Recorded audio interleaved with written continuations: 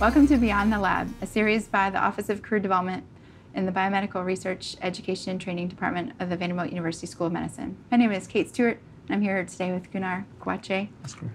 So nice to see you again. Nice and you're in the see you. Neuroscience department. That's correct. So please tell me about your time here at Vanderbilt. So I started my graduate work in 2006 and finished in 2011. It was fantastic. I enjoyed the whole process. I went through the IGP program and worked in Aaron Bowman's lab. Actually began working in Bruce Apple's lab, but he got recruited and left Vanderbilt, so I ended up switching labs and joining Aaron Bowman's lab. In neurology. He was in neurology back then, and it was a great experience. My research was focused on understanding the effects of heavy metals in Huntington's. So specifically, I developed a high throughput assay that allowed us to be able to understand manganese transport kinetics in Huntington models, and it was great. My mentorship that I received from Aaron was outstanding. I was so lucky to have very good mentors here, like Mickey Ashner, and also the Bread office was extremely helpful. I remember going to Roger Chalkley's office and Jim Patton and Michelle Grandi and all those people. They helped me so much, and I'm very grateful to everything they did for me. Good. Yeah. So what do you do now? So I'm currently an assistant professor at Oberlin College in Ohio, where I still have my lab and also teach, mainly undergraduates, and it's been very, very wonderful. What is the percentage of research and teaching? So it's more about, I would say 50-50. It's supposed to be 50-50, but it ends up being more about 50% research, 50% teaching, 40% research, and maybe 10% service. Yeah. Okay. Yeah. What was your first year at faculty like? What are some things that we can tell our trainees about sort of that first year? I would say it was a lot of work. It was more work than I had ever thought. I felt that I had done some TA-ship at Vanderbilt, but teaching a whole class by myself took a lot of time in terms of prepping, in terms of thinking about concepts and how to deliver the concepts.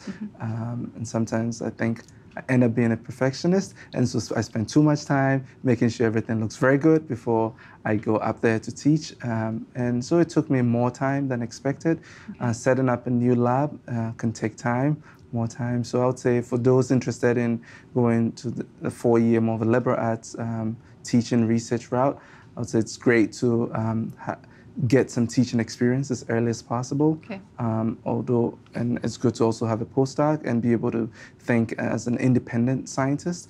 In some cases, a postdoc might not be necessary, but it's great to be able to think as an independent scientist and not solely depend on your PhD advisor for support and everything. Yeah. So tell us about the academic job search. How'd that go? Yeah. Oh, that's great. So. My wife and I went on the job market. I think it was 2009. Oh, no, I take it back. Not 2009. About 4. Trying to remember the years. So it's about. Well, we went on the job market. I can't remember the exact year, but it's been about 4 years ago. So 2012 or 2013, and it was a lot. We thought we're just doing a practice. We didn't think we're going to get any office.